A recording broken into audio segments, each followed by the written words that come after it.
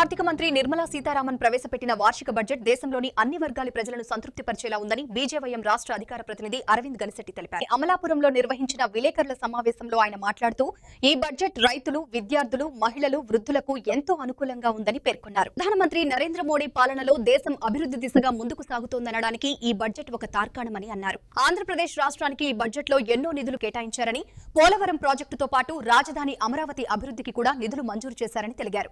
సుంకాలు తగ్గించడంతో పాటు పేదలకు ఉపయోగపడే అనేక సంక్షేమ పథకాలను ఈ బడ్జెట్ లో ప్రవేశపెట్టారని వివరించారు. కాంగ్రెస్, కమ్యూనిస్టు పార్టీలు తమ పాలనలో చేయలేని అనేక సంక్షేమ కార్యక్రమాలను నరేంద్ర మోడీ నాయకత్వంలోని బీజేపీ ప్రభుత్వం అమలు చేస్తోందని అరవింద్ గనిశెట్టి స్పష్టం చేశారు. ఎలక్ట్ మీడియా మిత్రులందరికీ నా ఒక నమస్కారం తెలియజేస్తూ, భారతీయ జనతా పార్టీలో అతి కీలకమైనటువంటి భారతీయ జనతా యువ మోర్చా రాష్ట్ర అధికార ప్రతినిధిగా నన్ను నియమించడం జరిగింది. సందర్భంగా రాష్ట్ర అధ్యక్షులు పివిఎన్ మాధవ్ గారికి, సంఘటన మంత్రి మధుకర్ గారికి, రాష్ట్ర యువమోర్చా అధ్యక్షుడు సునీల్ రెడ్డి గారికి, జిల్లా అధ్యక్షుడు అడబాల్ సత్యనారాయణ గారికి నా ఒక కృతజ్ఞతలు తెలియజేస్తా ఉన్నాను. అలాగే ఈ 2 రోజుల క్రితం ప్రవేశపెట్టిన కేంద్ర మంత్రి నిర్మలా సీతారామన్ గారు 9వసారి ఒక బడ్జెట్ ను 2026-27కి వార్షిక బడ్జెట్ ను ప్రవేశపెట్టడం జరిగింది. దాని గురించి కొద్దిగా క్లుప్తంగా వివరించడం జరుగుతుంది. ఏదైతే ప్రధానమంత్రి నరేంద్ర మోడీ గారి నాయకత్వంలో దేశ సుస్థిరతను, సమతుల్యతను, ఆర్థిక ప్రగతిను అందించాలనే ఒక సంక్లిష్టమైనటువంటి లక్ష్యంతో 2047 భారత్ ను చేరుకునే లక్ష్యంగా నరేంద్ర మోడీ గారి ఒక పథకాలు దేశవ్యాప్తంగా ప్రజారంజక పాలనలో ముందుకు వెళ్తా ఉన్నాయి. ఈ సందర్భంగా ఈ బడ్జెట్ ఒక ఆశల బడ్జెట్. ఈ బడ్జెట్ ని చూసి ప్రజలందరూ స్వాగతిస్తున్నారు. అట్లాగే ఈ బడ్జెట్ వల్ల పేద తరగతి, మధ్య తరగతి, చిట్ట చివరి అంత్యోదయ వరకు కూడా ఈ ఒక అభివృద్ధి ఫలాలు వెళ్తాయని నేను చెప్తా ఉన్నాను. అట్లాగే ఈ బడ్జెట్ లో ముఖ్యంగా 53,000 కోట్లకు పైగా ఈ ఒక దేశ బడ్జెట్ ని ప్రవేశపెట్టడం జరిగింది.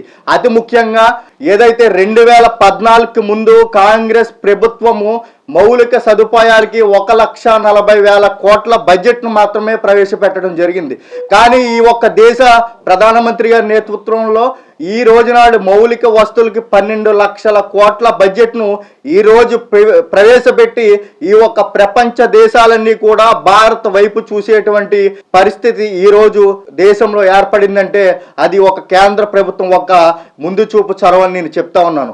అట్లాగే ఏదైతే అతి ముఖ్యమైనటువంటి ఆరోగ్య రంగానికి, వైద్య రంగానికి అద్భుతమైనటువంటి రిఫార్మ్స్ తీసుకురావడం జరిగింది. 1,04,00,000 కోట్ల రూపాయలు ఈ బడ్జెట్ ను ప్రవేశపెట్టడం జరిగింది. ఏదైతే ఆయుష్ పథకాన్ని, ఆయుష్ చికిత్సను ప్రోత్సహిస్తూ ఆయుష్ సెంటర్లను ఏర్పాటు చేయాలని ఒక వైద్య రంగం పేర్కొంది. అలాగే రైల్వే రంగానికి సంబంధించి ఆంధ్రప్రదేశ్కే 10,000 కోట్లకు పైగా నిధులు ఇచ్చి ఈ ఒక్క రాష్ట్రానికి కేంద్ర ప్రభుత్వం చేరువ ఎలా ఉంది అనేది నిరూపించడం జరిగింది.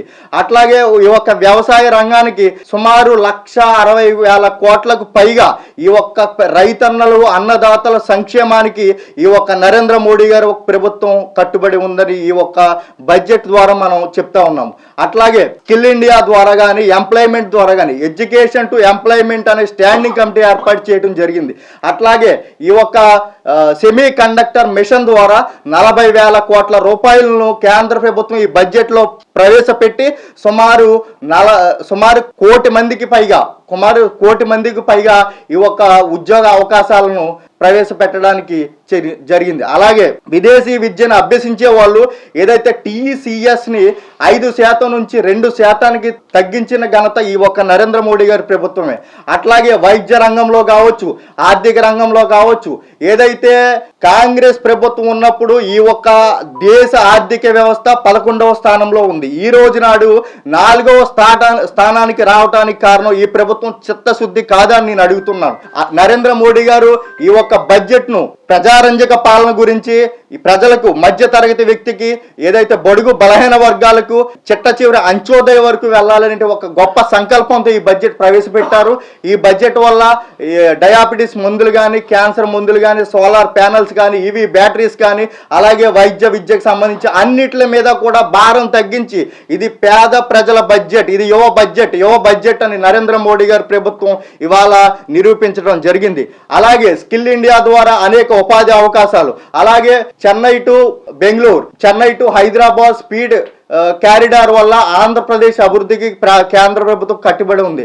అట్లాగే రాజధానికి సుమారు 1139 కోట్లు కేటాయించడం జరిగింది. పోలవరానికి 3000 కోట్ల పైగా కేటాయించడం జరిగింది. ఏదైతే చెప్తున్నాను ఇవన్నీ కూడా అంకెల బడ్జెట్ కాదు, అధికారిక పేద ప్రజల బడ్జెట్ ఇది. ఏదైతే కాంగ్రెస్ కమ్యూనిస్టులు వివరిస్తున్నారో మీ చరిత్ర, మీ ఐసీయూలో ఉన్నటువంటి పార్టీ మీది. ఇవాళ భారతీయ జనతా పార్టీ 2024 వరకు కూడా అధికారంలో ఉంటూ ఈ ఒక్క పేద ప్రజల ఒక్క మౌలిక సదుపాయాలు, ఆర్థిక ప్రగతి, సమానత్వం, సంక్షేమం అన్ని దృష్టిలో పెట్టుకుని ఈ ఒక్క బడ్జెట్ను పేద ప్రజల ముందు నిరూపించడం జరిగింది. ఈ ఒక్క బడ్జెట్ను అతి ముఖ్యంగా ఏదైతే సుంకాలు తగ్గించడం కానీ అలాగే పేద ప్రజలకు దగ్గర అవటంలో ఈ బడ్జెట్ ఉపయోగపడుతుందని నేను చెప్తా ఉన్నాను.